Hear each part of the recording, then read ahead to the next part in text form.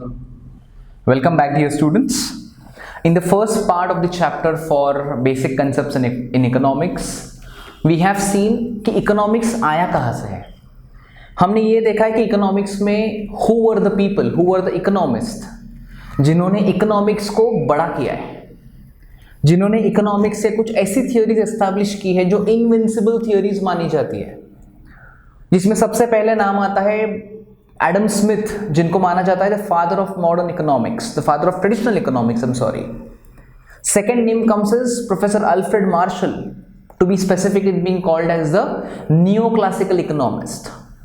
उसके बाद है lord J M Keynes and then Ricardo, जिन्होंने अपने अपने तरीके से इकोनॉमिक्स को किन्होंने वेल्थ ओरिएंटेड कहा है साइंस, किन्होंने वेलफेयर ओरिएंटेड इकोनॉमिक साइंस कहा है, किन्होंने ये भी कहा है कि economics is all about wants, जिसमें economics is all about demand, मेरी जरूरतें, मेरी मांगे और उसको फुलफिल करने के लिए सप्लाई. तो इन सबको मद्देनजर रखते हुए economics is all about compiled science of finances, of money, of welfare, of wealth, of minimum needs, maximum needs, wants, desires, demand and supply.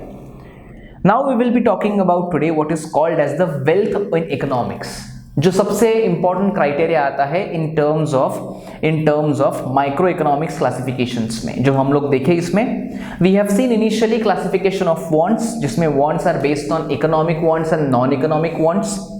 Wants are based on individual, एक बंदे की want और collective want, society की want, family की want, group की want. We have also seen over here what is necessities, comforts and luxuries. I have to travel for the work very far off, जिसमें 50-60 kilometre travel करना पड़ता है, and due to constant two-wheeler driving my back hurts, so मैं गाड़ी purchase करता हूँ एक 4-wheeler simple सी. That's my necessity.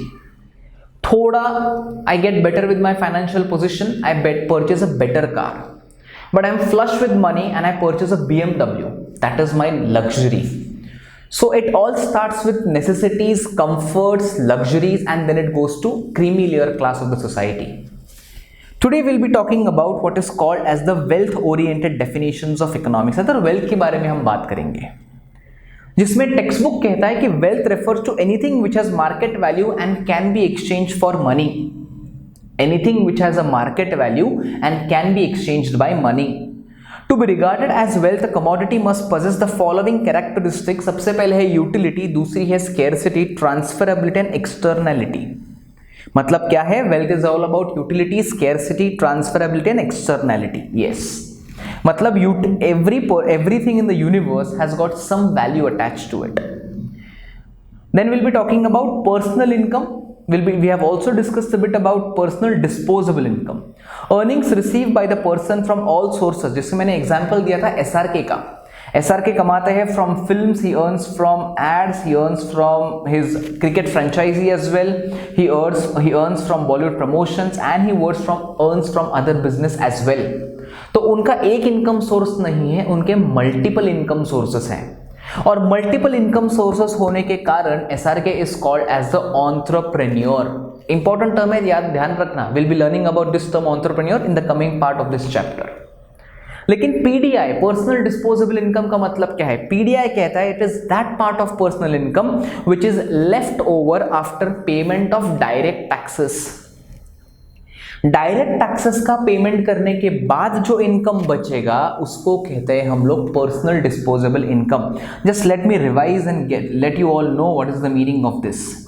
Students please understand, direct tax category में किधर भी GST आता नहीं है, because GST is a part of indirect taxes. GST is a part of indirect taxes.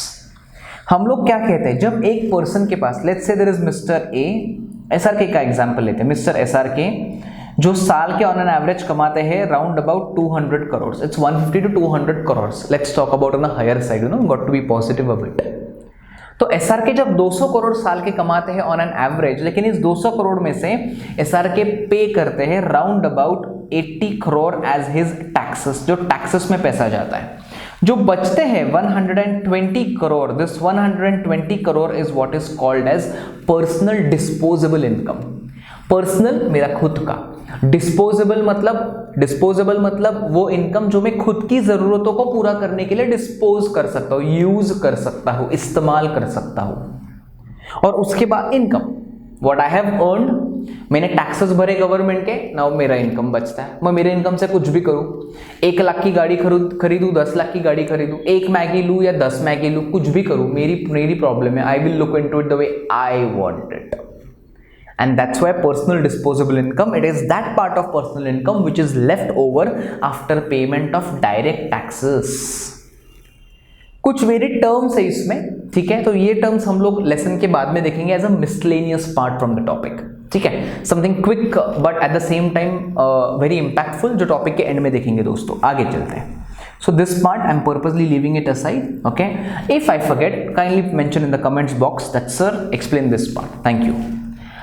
उसके बाद है इकोनॉमिक एक्टिविटी। इन सिंपल टर्म्स इकोनॉमिक एक्टिविटी को हम लोग नाम देंगे बिजनेस एक्टिविटी। इकोनॉमिक एक्टिविटी को हम लोग नाम देंगे which is called as a business activity. मतलब वो एक्टिविटी, इकोनॉमिक का मतलब क्या है, जिस एक्टिविटी में गुड्स बेचे जाते हैं, सर्विसेज रेंडर की जाती है और उसमें से पैसा आता है।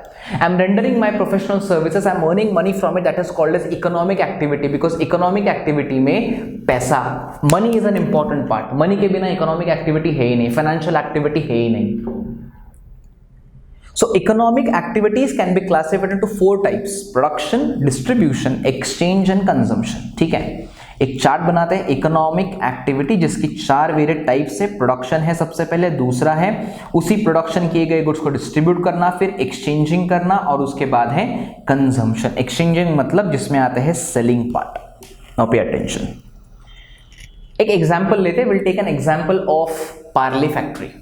पार्ले फैक्ट्री में गुड्स प्रोड्यूस किए जाते हैं, पार्ले फैक्ट्री में गुड्स प्रोड्यूस किए जाते हैं।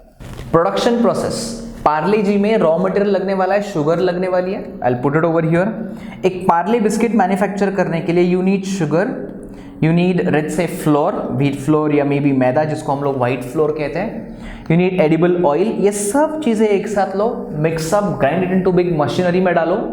उसके बाद वो मशीन से प्रोडक्शन प्रोसेस होगा जिससे बिस्किट मैन्युफैक्चर होगा। उसी बिस्किट को आगे क्या करना है, पैकिंग करो उसका, nicely wrap it and distribute. Distribute मतलब उसको नाइसली सिक्वेंशियली उनको बॉक्सिंग करना है। उसके बाद उसका होता है सेलिंग, जिसको नाम दिया है एक्सचेंजिंग। सेलिंग करना है, रिटेल में बेचो, होलसेल में बेचो, रिटेल में किसी को बेचो, दुकान में जाके बेचो, मॉल्स में जाके बेचो, that's called as selling and distribution part in the business activity. उसके बाद हम लोग मॉल में जाते हैं, दुकान में जाते हैं, गुड्स परचेस करते हैं, जिसको कहते हैं कंजम्पशन प्रोसेस। कंजम्पशन मतलब पैसे देते हैं, बिस्किट खरीदते हैं, घर आते हैं, बिस्किट चाय में डुबो के खाते हैं, that's called as a consumption. So everybody, may it be the producer, the distributor, the exchanger, that is the wholesaler, the retailer and the final consumer are all a part of economic activity because everybody is purchasing something or the other for their own use। दुकानदार खरीदता है खुद के profit कमाने के लिए, लेकिन end of the day he is going to consume the same product. इसीलिए everybody is a consumer, everybody is a distributor in the market, only and only the final consumer, customer जिसको कहते हैं, वो आगे नहीं बेचने वाला है। क्योंकि अगर हम बात करेंगे डिस्ट्रीब्यूटर की, तो डिस्ट्रीब्यूटर गुड्स खरीदता है, आगे बेचता है, होलसेलर गुड्स खरीदता है, आगे बेचता है, रिटेलर गुड्स खरीदता है, कंज्यूमर को बेचता है। कंज्यूमर गुड्स परचेस करके बेचता नहीं है, कंज्यूमर गुड्स परचेस करने के बाद उनको खुद कंज्यूम करता है। That's called as a economic activity.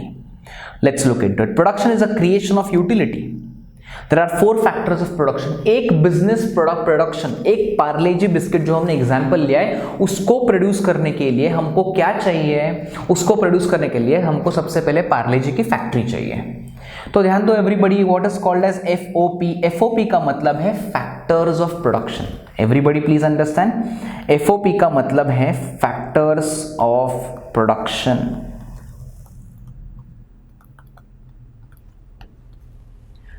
एक प्रोडक्शन, एक बिजनेस चलाने के लिए कितने फैक्टर्स हैं, लेकिन बिजनेस को खड़ा करने के लिए कुछ तो बेस चाहिए कि नहीं है। आप बिजनेस छोटा लो, चाय वाले का लो, 10 रुपए की चाय बेचने वाला, दुकान लो जो नॉर्मल स्टेशनरी गुड्स बेचता है, कि ग्रोसरी स्टोर लो जो बेसिक फूड आइटम्स बेचता है, या you take an example of a mall और even a Jeff Bezos owned Amazon in US.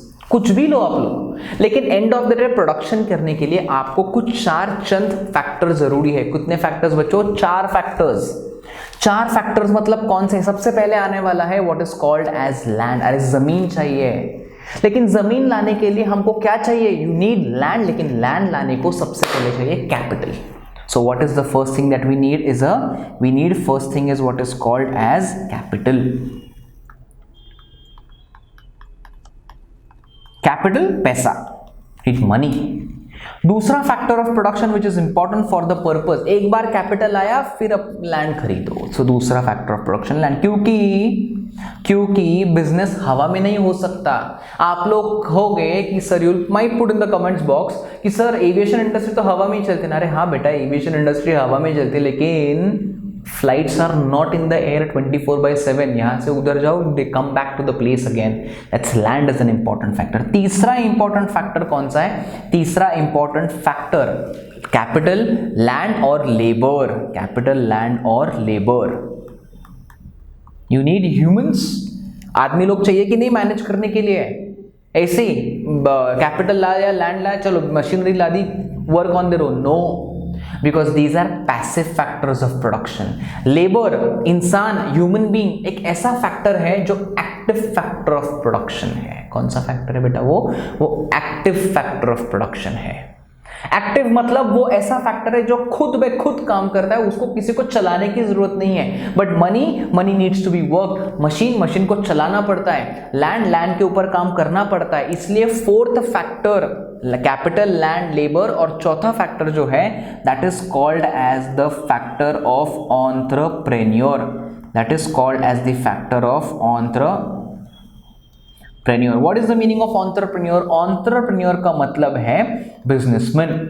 आप लोग कहोगे कि sir why are you calling it as entrepreneur? ये तो टी दिख रहा है तो एंटरप्रेन्योर हो गया। नहीं बेटा, क्योंकि this word called entrepreneur is a French origin word. ये कौन सा वर्ड है? It's a French origin word. और फ्रेंच ओरिजिन में, फ्रेंच लैंग्वेज में हम कभी ट प्रोनाउंसिएशंस नहीं करते, हम लोग त करते। It's called as entrepreneur. मतलब जो बंदा enters into an activity of business, that's called as an entrepreneur. जैसे एग्जांपल लेते हैं हम लोग मुकेश अंबानी। एग्जांपल लेंगे हम लोग मुकेश अंबानी, बिजनेस के एंटरप्रेन्योर है।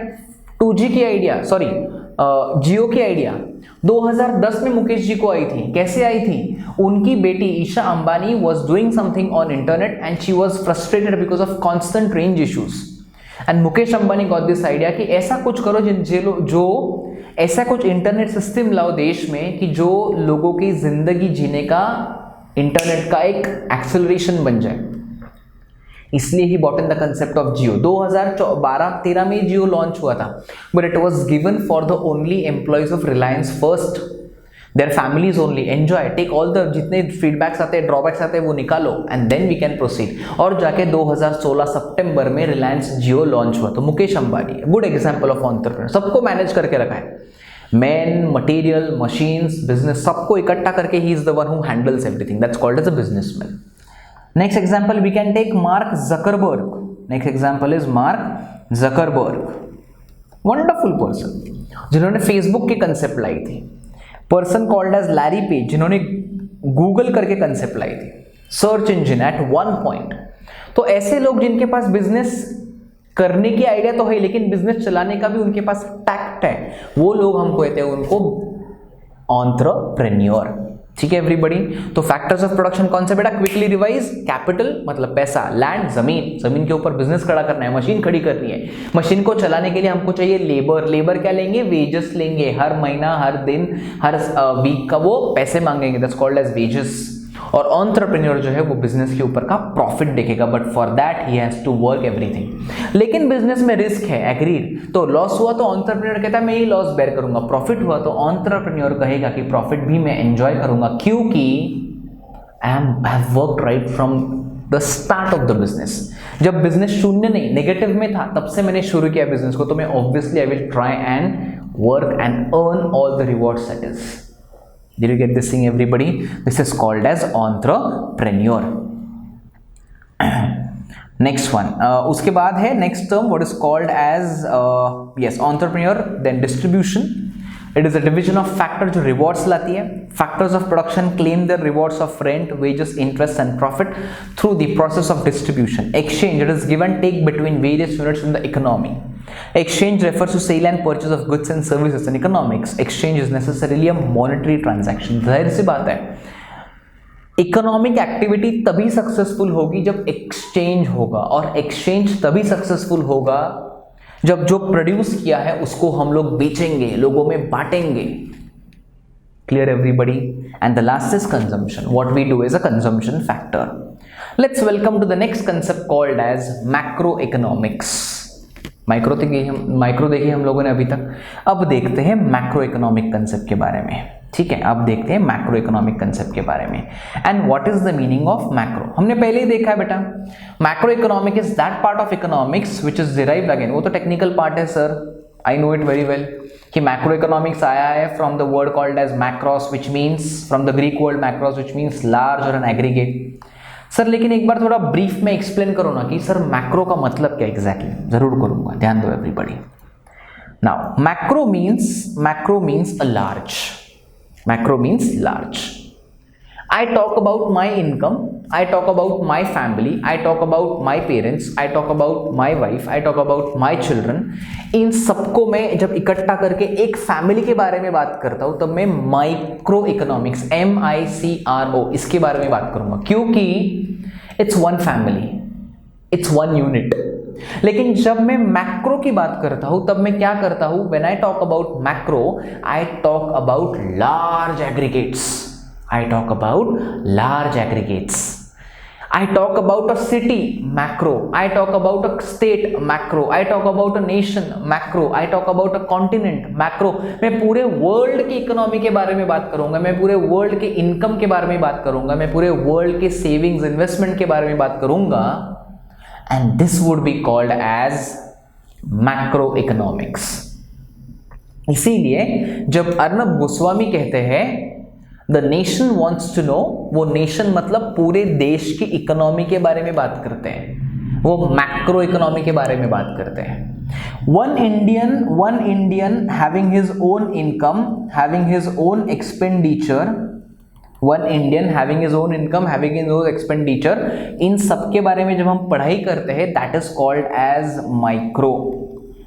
But when we talk about an entire country, जब हम 135 करोड़ भारतीयों के बारे में बात करते हैं तब हम लोग मैक्रो इकोनॉमिक कंसेप्ट के बारे में बात करेंगे. अगर एक आदमी इंडिया का let's say on an average yearly 5 lakh रुपए कमाता है, मतलब कि सारे इंडियंस 5 लाख कमाते हैं क्या? नहीं, कोई 5 लाख कमा रहा है, कोई 10 लाख कमा रहा है, कोई 10 करोड़ कमा रहा है, कोई 10,000 करोड़ कमा रहा है, कोई 1 लाख करोड़ कमा रहा है. So it's all differentiated, it's all diversified. इन सबका एवरेज निकाल के हम अपने नेशन का एवरेज इनकम देखते हैं, जिसको कहते हैं national income of a country. Please understand this thing everybody. 135 crore Indian same income नहीं कमाते, कोई बहुत कम है, कोई इधर है, कोई इधर है, कोई इधर. Someone is extreme, someone is too below, someone is too extreme again. इन सबकी इनकम्स का एवरेज निकाल के, मतलब हम लोग जब total income, pay attention everybody, when I take into concept of total income divided by the total population, what I get in return is national income of a country. Did you understand this everybody? Good. So macro means large or aggregate or total. Macroeconomics is therefore the study of aggregates covering the entire economy, such as total employment, national income, national output, total investment, total savings, total consumption, aggregate supply, aggregate demand, general price. ये बहुत सारे detail concepts हैं, हम 11-12 में आगे सीखते जाएंगे. लेकिन पहली बात ध्यान में रखो, मैक्रो मतलब लार्ज. बहुत सारे इसके बारे में बात करेंगे. गुड. जब मैक्रो इकोनॉमिक्स की हम बात करते हैं ना, सबसे पहला डेफिनेशन मैक्रो इकोनॉमिक्स के बारे में ध्यान में रखो, given by Kenneth Boulding, KB कहते हैं इनको, which is purely being also called as the KB's definition. Pay attention all of you, just a minute.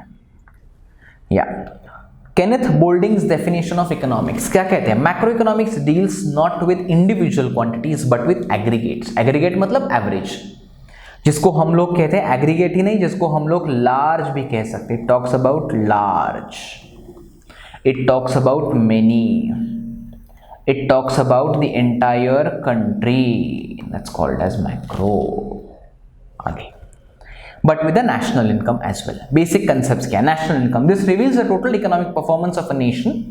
It is referred to as the total income of a country. In the economic sense, national income is the aggregate monetary value of all final goods and services produced in an economy in one financial year. लेकिन इसका सबसे best definition जो आपको examination point of view से ध्यान में रखना है वो डेफिनेशन है national income committee. A national estimate measures the volume of commodities and services turned out during a given period counted with duplication. इसका मतलब क्या है? ध्यान दो एवरीबॉडी, पे अटेंशन. इंडिया में बेसिक सोर्सेस हम लोग देखते हैं इनकम कमाने के. एक बेसिक देखते हैं बिकॉज देखने में जाए तो देयर आर मल्टीपल सोर्सेस. एक बेसिक देखते हैं. The first source of income for India is agriculture. तो एग्रीकल्चर आ गया. दूसरा है wait a minute, second one is fishing. इसको हम लोग मरीन ऑक्यूपेशन कहते हैं. Next occupation is mining. उसके बाद है what is called as exports and imports, good selling and purchasing. Banking, finance, IT sector, industrial sector. Then there is something called as professional sector, मतलब all the practising professionals in India. ये सब लोग क्या करते हैं? पैसा कमाते हैं. Everybody earns money. तो नेशनल इनकम कैलकुलेट करने के लिए क्या है? एग्रीकल्चर से आने वाला income, wait a minute, agriculture से आने वाला इनकम, फिशिंग से आने वाला इनकम, माइनिंग से आने वाला income, export import, banking, finance, IT, industry, professionals, इन सबसे जो भी इनकम आता है उन सब इनकम्स की टोटल की जाती है और उसको टोटल पॉपुलेशन के तहत डिवाइड किया जाता है, multiplied by 100. that gives you the percentage of national income of a country. that is indirectly being talked about in terms of GDP, जिसका मतलब है gross domestic product. GDP जिसका मतलब है gross domestic product. Is this clear everybody? Am I comfortable and fine with everybody? Good. Next one, saving. पहले तो concept हमने देखी नेशनल इनकम के बारे में, दूसरी कंसेप्ट देखते हैं सेविंग्स के बारे में. That part of income which is set aside, pay attention, that part of income which is set aside to satisfy future needs by forgoing current consumption. Savings is that part of income which is not spend currently on consumption. In simple terms dear students, what do you mean by savings? Just a minute, what do we mean by savings? बचपन में याद है आपको, mummy हमको पैसे देती थी 100 रुपए और लिस्ट देती थी कि बेटा दुकान से ये 4 चीज़ें खरीदनी. This is what 4 things you got to buy from the shop. ठीक है. और हम लोग घर पे आते थे, मैं मम्मी को कहते थे मम्मी ये इतने का, ये इतने का, ये इतने का, 80 रुपीज़ हो गए. This 20 rupees is what I have saved, that is savings. Saving is not investment. Investment is different. What is investment dear students? अगर यही 20 रुपीज़ में किसी बैंक में इन्वेस्ट करूँ, किसी शेयर्स में डालूँ, किसी म्यूचुअल फंड में डालूँ, किसी इसमें I put it into some options of investment और उसको रिटर्न में कुछ मुझे रेट ऑफ इंटरेस्ट मिलके 20 के 25 रुपीज़ होते हैं, दैट इज इन्वेस्टमेंट. क्योंकि इन्वेस्टमेंट को इकोनॉमिक टर्म्स में मीनिंग क्या है? Amount of money which I put somewhere, which I put into any scheme and in return I earn profit from it with some rate of interest, that is called as investment. Did you get this thing everybody? Good. Next one says what is called as trade cycles. We'll read first. What is the meaning of trade cycle? Trade cycle are fluctuations in business. They are ups and downs in the overall economic activities. Ups and downs means fluctuations caused by inflations and depression respectively. एक simple है my dear student. इसका मतलब यही है, कोई भी business, कुछ भी, nothing in the world goes smooth. There are going to be some lows, there are going to be some highs. There are going to be some lows, there are going to be some highs. कभी loss है तो कभी profit है, कभी profit है तो कभी loss है, कभी लॉस है तो कभी फिर से प्रॉफिट है. It's all you know, it's all fluctuating. It's all fluctuating and that's the essence of business. इन्हीं सब फ्लक्चुएशंस को, इन्हीं सब प्रॉब्लम्स को, इन्हीं सब डिफिकल्टीज को हम लोग कैसे कंट्रोल करें और कैसे आगे बढ़ते हैं, इसको हम लोग कहते हैं the essence of managing the business. तो मैक्रो इकोनॉमिक्स हमको इसी कंसेप्ट को एक ओपन ऑप्शन देता है, जिसका मतलब है इन्फ्लेशन। इन्फ्लेशन का मतलब क्या है? इन्फ्लेशन मतलब is a continuous rise in general price level. Simple मतलब है इसका महंगाई। बेटा I am going to explain you dear students what is the exact meaning of inflation. ठीक है, they have given very short, please understand. Inflation का मतलब क्या है? इन्फ्लेशन मीन्स जिसमें value of the product is going down but price of the product is going high. Value of the product is going down but price of the product is going high. That is called as inflation. उसको हम लोग inflation कहते हैं। मतलब 2000 में 1999 2000 में 1 liter of buffalo milk used to cost around ₹24. buffalo milk, okay, 24 rupees per liter। 24 रुपए प्रति लीटर बफेलो मिल्क आता था। 20 साल बाद बफेलो वही है, मिल्क भी वही है, बफेलो खाती भी वही, सब fodder and everything is the same. लेकिन आज यही मिल्क जो है is available for ₹60। That's almost a price which is 3 times the value in 2000 साल में। दिस इज 2000 और दिस इज 2020। आप लोग कहोगे कि सर मतलब क्या है, उस 24 रुपए था 60 रुपए, महंगाई बढ़ी है। No, it's not that only my dear students. What does it mean? इसका एग्जैक्टली मतलब क्या है? इसका एग्जैक्टली मतलब यही है कि उस वक्त मिल्क जो अवेलेबल 24 रुपीज में था, उसका रीजन क्या था? क्योंकि मिल्क एक्चुअल प्रोडक्शन प्रोसेस के लिए बफेलो को जो फॉडर लगता था उसकी भी वैल्यू कम थी। एक बार दूध निकालने के बाद दूध का जो डिस्ट्रीब्यूशन होता था through cans, lorries and everything, through transportation, petrol भी कम अवेलेबल था।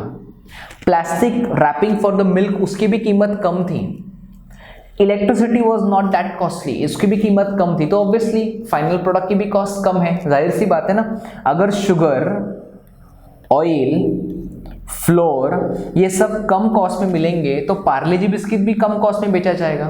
लेकिन अगर यही महंगाई, if this things are available at a higher cost, even Parle G would be sold at a higher cost. मतलब अगर रॉ मटेरियल की कॉस्ट कम है तो फिनिश प्रोडक्ट भी कम में ही मिलेगा। अगर रॉ मटेरियल की कॉस्ट ज्यादा है तो फिनिश प्रोडक्ट भी ज्यादा प्राइस में मिलेगा। That's the basic fundamental of economics dear students. इसीलिए, लेकिन आज क्या है? आज की तारीख में exactly opposite. Petrol 88 rupees a litre. Octroi मतलब जो टोल भरते ना हम लोग, 2000 में टोल था 30 रुपए, आज टोल हो गया 120 रुपीज।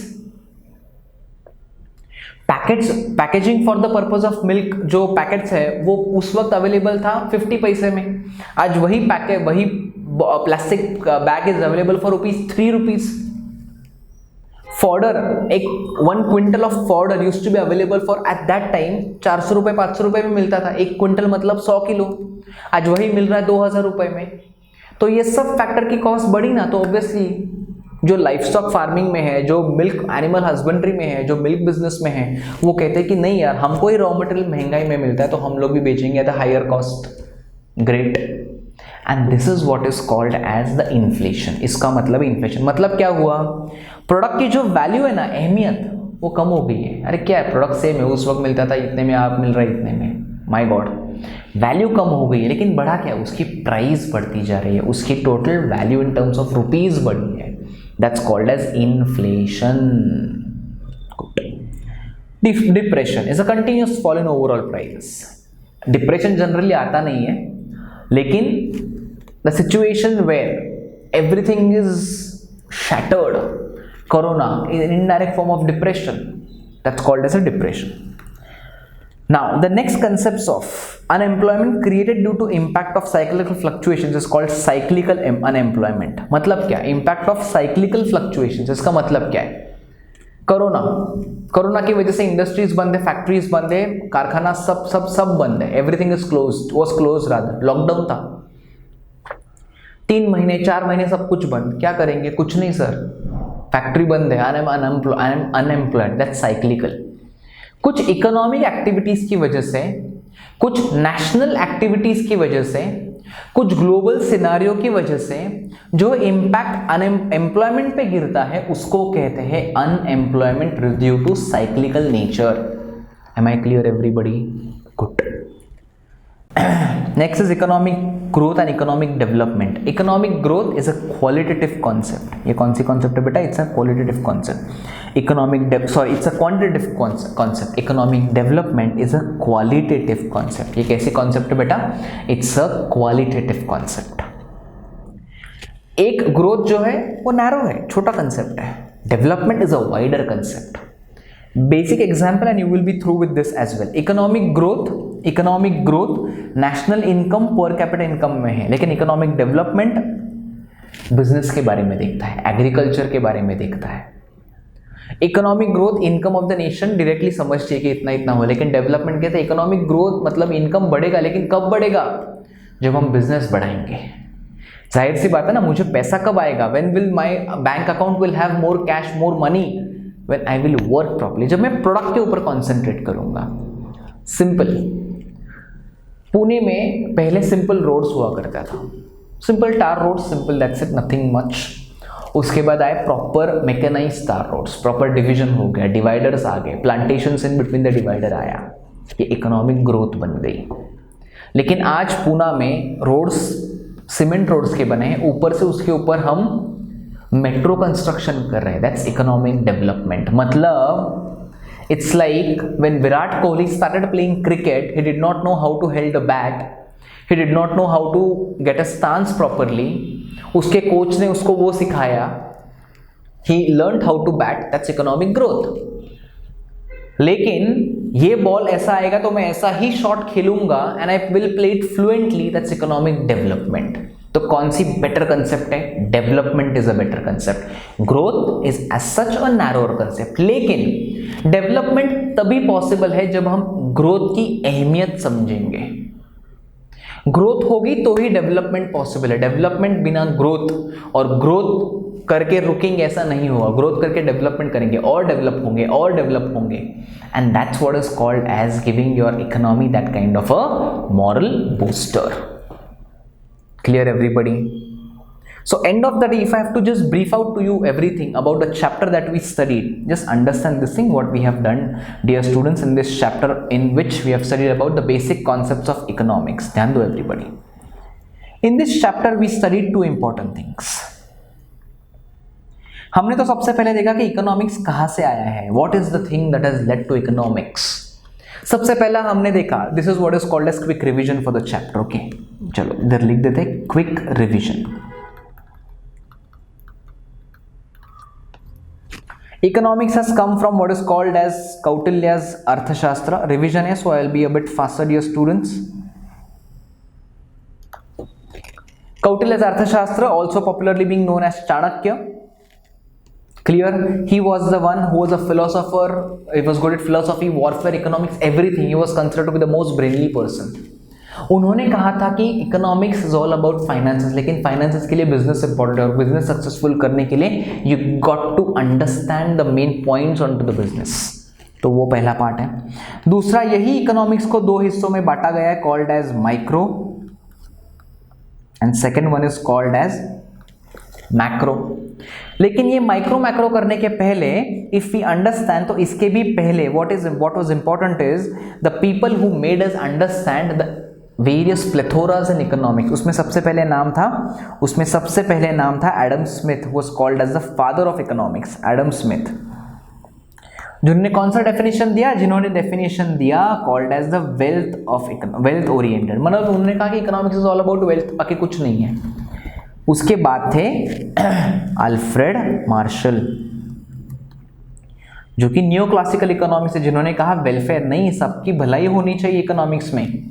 एक शाहरुख खान है, बाकी सब पुअर, ऐसा नहीं है। There should be, everybody should get some money in their hand. At least लोगों को अपनी खुद की बेसिक नेसेसिटीज को सेटिस्फाई करना आना चाहिए। Then there was someone called as Ricardo, जिन्होंने कहा economics is all about scarcity, मतलब लोगों की डिमांड्स, वांट्स के बारे में भी देखना जरूरी है।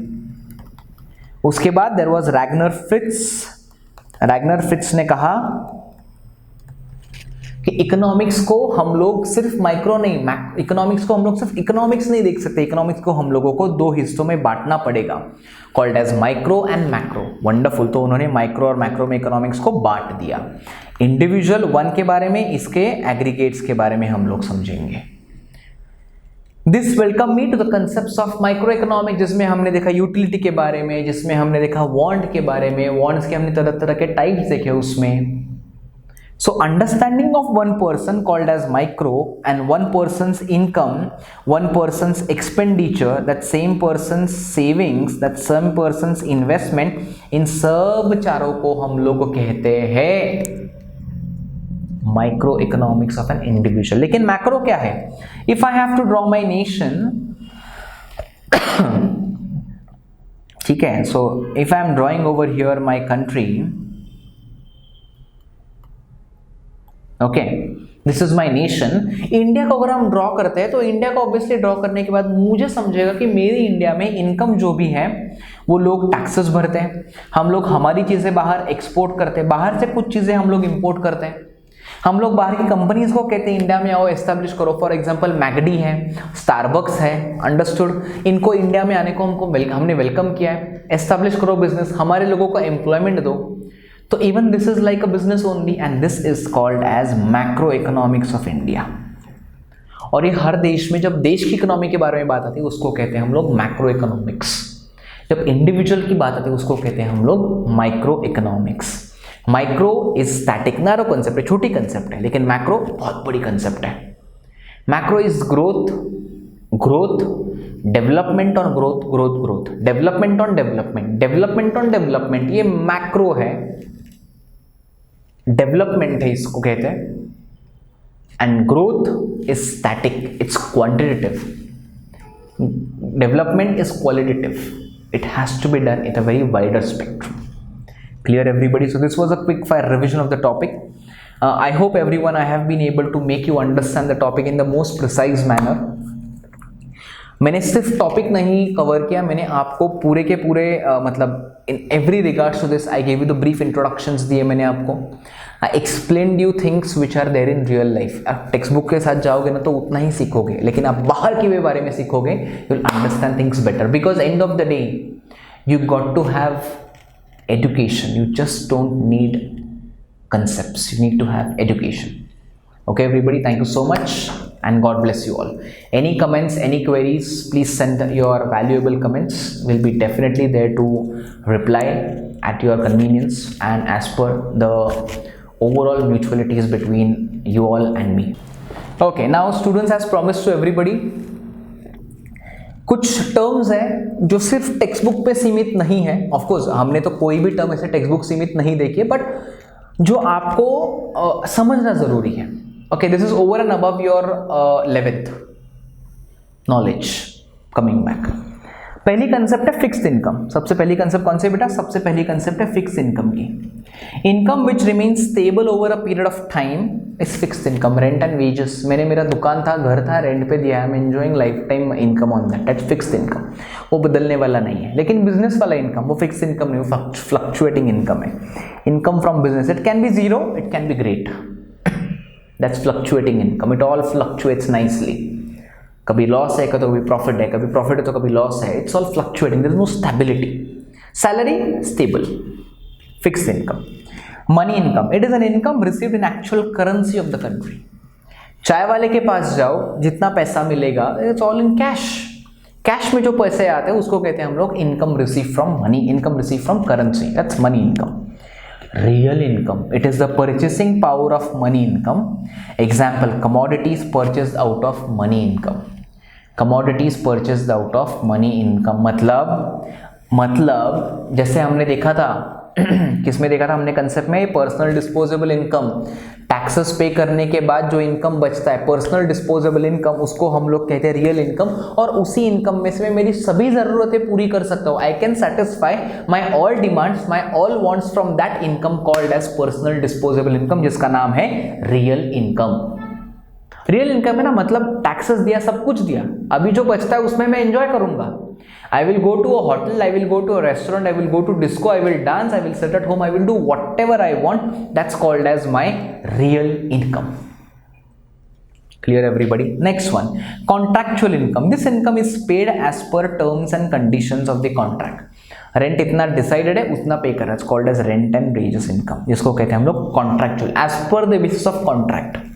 उसके बाद residual income, income which is left over after making payments to all factors of production is called residual income. मतलब क्या है? ओके, एग्जाम्पल, बेसिक एग्जाम्पल लेते हैं, you will understand clearly. Let's say 1 lakh rupees is what I am earning. उसमें vegetables लिए, fruits लिए, rent पे किया, इलेक्ट्रिसिटी बिल्स पे किए, एंटरटेनमेंट किया हम लोगों ने थोड़ा बहुत, रिपेयर्स एंड मेंटेनेंस के ऊपर पैसे, सब खर्चा किया मैंने, all the expenses I make, और ये एक्सपेंसेस करता हूँ मैं टोटल 50,000 एक्सपेंडेड. ये सब उसमें गवर्नमेंट का टैक्स भी दे दिया मैंने. सब कुछ करने के बाद मेरे हाथ में बचते 50,000. That 50,000 is called as my residual income. 50,000 में क्या कहता है उसको? रेसिडुअल. रेसिडुअल मतलब क्या? Left over. That's left over income. दूसरा है earned income. Income earned after obtaining, income obtained after participating in the productive activity. Example, rent, wages, interest and profit. Rent, wages, interest and profit, जिसको कहता हूं मैं productive, इसको कहता हूं मैं अर्न्ड इनकम. अनअर्न्ड इनकम मतलब जिस इनकम के लिए मुझे पसीना है, मतलब I did not have to sweat for it, I have not given my physical efforts, I have not given my mental progresses, मैंने कुछ स्किल यूज नहीं की, कुछ नहीं. It's all based on luck, it's all based on gamble. Casino से income कमाया. Lottery prize, अरे lottery लगी, वंडरफुल. एक आपने एक्सपेक्ट भी नहीं किया होगा ना, आपने कुछ मेहनत की ना, आपने कुछ दिमाग लगाया, लक फैक्टर, चिट निकली, आपका नाम आया, आपको लॉटरी लगी, wonderful. That's called as unearned income. It's not a direct source of income. मुझे मिला तो ठीक है, नहीं मिला तो it's okay. That's something which is luck पे. लक के ऊपर जो भी इनकम डिपेंडेंट है वो कभी भी स्टेबल नहीं होता है. Make it very very clear. And that's a lesson for your life as well. So these were the additional concepts which I had to tell everybody. Quick fire into it. Understand this, and this would be noted for your overall understanding. Income के कुछ types भी हैं, जैसे हमने देखा what is called as fixed income, fluctuating, always moving here and there, it can never be stable. Real income, residual income, actual income हाथ में आता है. Residual मतलब सब खर्चा करने के बाद, taxes पे करने के बाद, whatever is left, whatever would be saved, that's called as my residual income. Earned income, I sweat for it, I work for it, और मैं प्रॉफिट कमाता हूँ, that's my earned income. Unearned luck factor के ऊपर based, it's called as my unearned income, जिसको luck income भी कहा जाता है, और income based on your destiny. Is that clear everybody? That's it. So this was about an excess part. Thank you so much everybody. Do subscribe and press the bell icon for your betterment. Thank you.